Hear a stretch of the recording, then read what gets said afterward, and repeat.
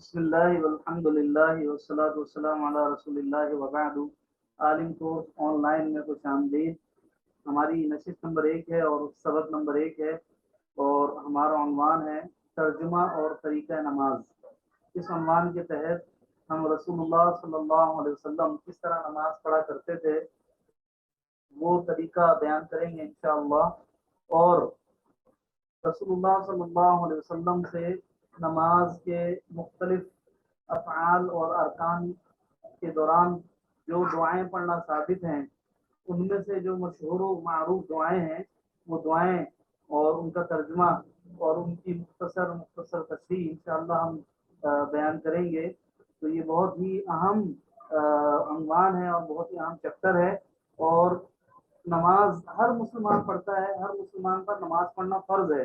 اور یہ دین اسلام کے ارکان میں سے سب سے پہلا رکن ہے، یعنی عقیدے کے بعد بھی سب سے پہلا رکن ہے،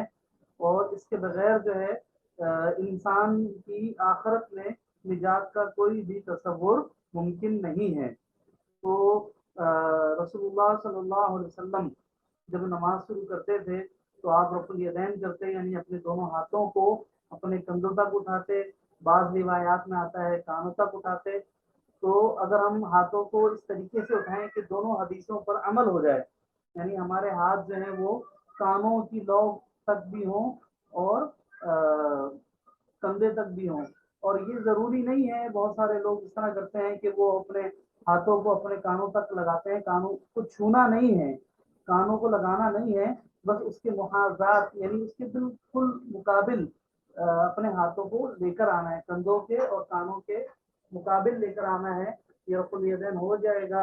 اس کے بعد اپنے ہاتھوں کو باندھ لینا ہے۔ اب اس سلسلے میں بڑے طریقے ہیں، کچھ لوگ ہاتھوں کو سینے پر باندھتے ہیں، کچھ لوگ ناف کے اوپر باندھتے ہیں، اور کچھ لوگ ناف سے نیچے باندھتے ہیں۔ تو ناف سے نیچے اور ناف کے اوپر باندھنے کی جتنی بھی احادیث ہیں وہ سب کی سب روایات ضعیف ہیں، اور وہ حجت اور دلیل نہیں بن سکتی ہیں، اور صحیح ترین احادیث میں ہاتھ باندھنے کا جو طریقہ بیان ہوا ہے وہ طریقہ یہ ہے کہ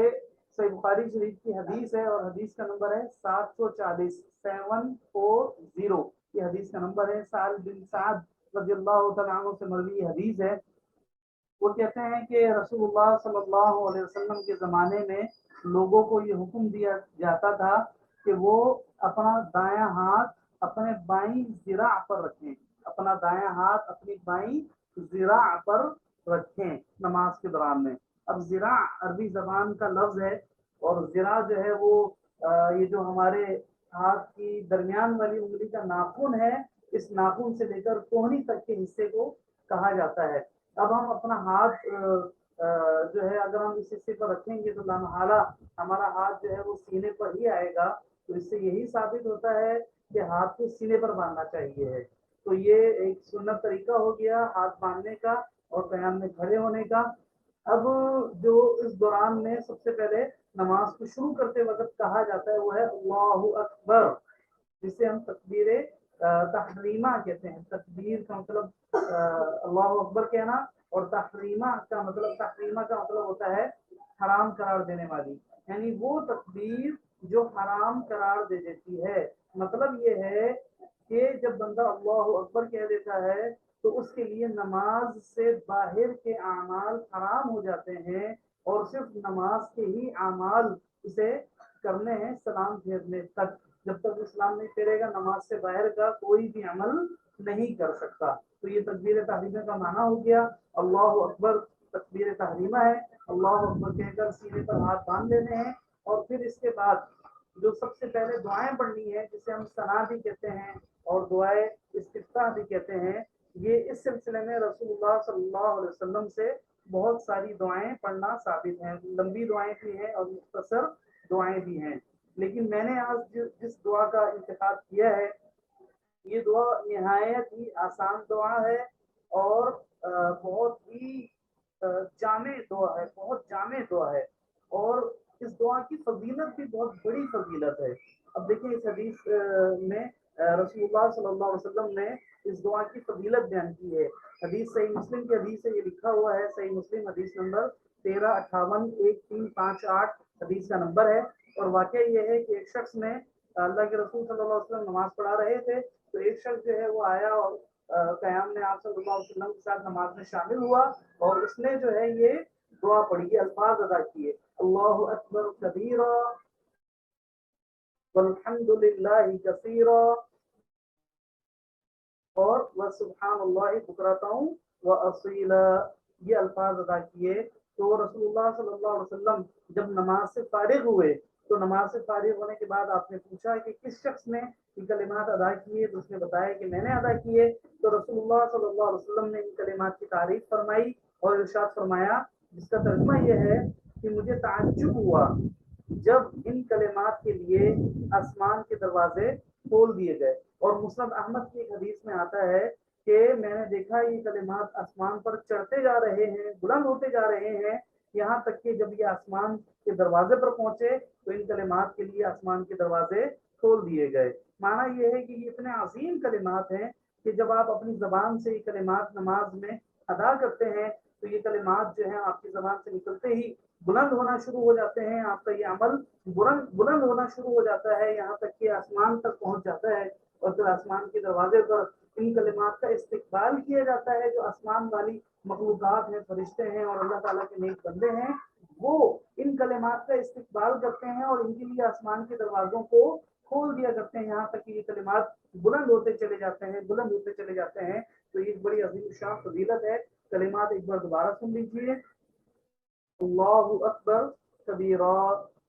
वल्हम्दुलिल्लाहि कसीरा व सुब्हानल्लाहि बुकरतन व असीला। अब ये तर्जुमा मैंने आसानी के लिए जैसे ये अल्लाह अकबर कबीरा है, लाल रंग में लिखा हुआ है, इसका तर्जुमा भी मैंने लाल रंग में लिख दिया है। और अल्हम्दुलिल्लाह कसीरा ये नीले रंग में लिखा हुआ है, तो इसका तर्जुमा भी मैंने नीले रंग में लिख दिया है। और सुब्हानल्लाह बुकरतन व असीला ये हरे रंग में लिखा हुआ है, तो इसका तर्जुमा भी मैंने हरे रंग में लिख दिया है आसानी के लिए। अब मैं इसकी मुख्तसर तशरीह बयान करता हूँ और तर्जुमा बयान करता हूँ। अल्लाहु अकबर, अल्लाह सबसे बड़ा है, अल्लाह सबसे बड़ा है। कबीरा बहुत बड़ा, बहुत बड़ा, यानी अल्लाह ताला इतना बड़ा है कि हम इस बात का तसव्वुर भी नहीं कर सकते कि अल्लाह सुब्हानहू व तआला कितना बड़ा है। बाज़ अहादीस में आता है कि अल्लाह ताला के अर्श के मुकाबले में, अल्लाह ताला के अर्श के मुकाबले में जो ये पूरी कायनात है, ये ऐसे है कि जैसे एक बहुत ही बड़ा लखदख सहरा हो और उस सहरा के अंदर एक छोटा सा कोई गोल चीज, छोटी सी कोई गेंद या छोटी सी कोई बॉल पड़ी हुई हो, जिस तरह वो छोटी सी बॉल उस लखदख सहरा के मुकाबले में कोई वक़्त और कोई हैसियत नहीं रखती है, इतना बड़ा सहरा होता है। बिल्कुल इसी तरह अल्लाह सुब्हानहू व तआला के मुकाबले में ये पूरी कायनात की सारी गैलेक्सीज और ये सब कुछ जिसकी वसाअतों के बारे में हम अक्सर मुख्तलिफ यूट्यूब की वीडियोस में और मुख्तलिफ आर्टिकल्स वगैरह में पढ़ते रहते हैं, ये सब कुछ जो है ये इंतहाई मामूली है, एक जर्रा भी नहीं है। अल्लाह सुब्हानहू व तआला की ज़ात और उसकी बड़ाई के मुकाबले में ये एक जर्रा भी नहीं है। और दूसरा, ये तो अल्लाह ताला की ज़ात की बड़ाई हो गई, और एक है अल्लाह सुब्हानहू व तआला की बड़ाई, यानी इस एतबार से कि अल्लाह सुब्हानहू व तआला से बढ़कर कोई नहीं है। ना हम खुद अल्लाह सुब्हानहू व तआला से बढ़कर हैं, ना हमारी ख्वाहिशात अल्लाह सुब्हानहू व तआला से बढ़कर हैं, और ना हमारे माँ बाप अल्लाह सुब्हानहू व तआला से बढ़कर हैं, और ना ही इस दुनिया का कोई भी बड़े से बड़ा शख्स वो कितना ही मुत्तकी और परहेजगार और नेक हो, वो अल्लाह सुब्हानहू व तआला से बड़ा नहीं हो सकता। अल्लाह सुब्हानहू व तआला उन सब से बड़ा है अपनी सिफात के एतबार से, कोई भी अल्लाह ताला से बड़ा नहीं हो सकता। और फिर इसके बाद ये है वल्हम्दुलिल्लाह कसीरा, वाव का मतलब और है, वाव का मतलब और, अल्हम्दुलिल्लाह का मतलब है हर तारीफ अल्लाह के लिए है। देखिए तारीफ, हमद, हम किसको कहते हैं, एक हमद होती है, एक सना होती है, और इसी तरीके से शुक्र होता है, मद होती है, ये सारे इन सब का माना और तर्जुमा तारीफ होता है, अल्लाह ताला की तारीफ बयान करना। लेकिन अल्हम्द जिस तारीफ को कहते हैं, इससे मुराद वो तारीफ होती है कि हम अल्लाह सुब्हानहू व तआला की ज़ात और उसकी सिफात का जो कमाल है, अल्लाह सुब्हानहू व तआला की जो अजमत और जलालत और उसकी किबरियाई और उसकी कुद्दूसियत और उसकी बड़ाई और उसकी बरतरी, ये सारी चीजें जो हैं, और अल्लाह ताला की जो ताकत है और उसकी जो कुदरत है, इन सब की जो एक अजमत है, इन सब की जो एक لامحدودیت ہے اور ایک بے پناہی اور ان کی جو انلمیٹیشن ہے، یعنی کوئی لمٹ نہیں ہے ان سب کی، تو اس کے سامنے جب وہ ہمارے سامنے آتی ہے تو ہماری زبان سے بے اختیار نکل جائے الحمدللہ، اللہ کی تعریف ہے، اللہ کی تعریف ہے۔ تذکرہ بہت زیادہ، یعنی یہ تعریف کبھی بھی کم نہیں ہوگی، بلکہ یہ تعریف ہمیشہ بڑھتی چلی جائے گی، یہ اس قدر اللہ سبحانہ وتعالیٰ کی ہی تعریف ہے۔ اس کے بعد ہے واہ، واہ کا مطلب اور ہے سبحان اللہ بکرۃ و اصیلا۔ سبحان اللہ جو ہے اصل میں اس لفظ کا ترجمہ ہوتا ہے، جو صحیح اس کا ترجمہ ہوتا ہے وہ یہ ہے، میں اللہ کی پاکی بیان کرتا ہوں، یعنی میں اللہ تعالیٰ کو ہر عیب سے، ہر خامی سے، ہر کمی کوتاہی سے، ہر غلطی سے، اور ہر وہ شے جس میں کسی نہ کسی طرح کا نقص اور عیب پایا جاتا ہے، ہر اس شے سے میں اللہ سبحانہ وتعالیٰ کو پاک قرار دیتا ہوں۔ اور یہ ایسا نہیں ہے کہ یہ صرف کوئی ایک موقع ہو کہ میں اللہ تعالیٰ کی پاکی بیان کرتا ہوں، فرمائے کہ نہیں بکرتا ہوں اصیلا، بکرتن صبح بھی، وہ اصیلا واؤ کا مطلب اور ہے، اصیلا مطلب شام، صبح و شام ہر لمحہ ہر وقت اور ہر آن میں اللہ سبحانہ تعالیٰ کی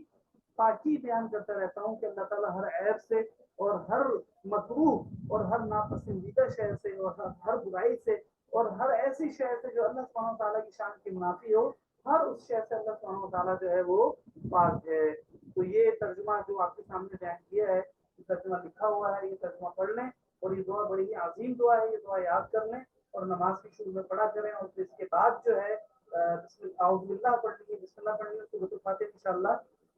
ہم پہلے مزید دعائیں بیان کریں گے اور پھر ان دعاؤں کا ترجمہ اور مختصر تشریح بیان کرنے کے بعد جو ہے وہ سورۃ الفاتحہ پر آ جائیں گے۔ تو آج کے لیے اتنا ہی، یاد رکھیں، السلام علیکم ورحمۃ اللہ وبرکاتہ۔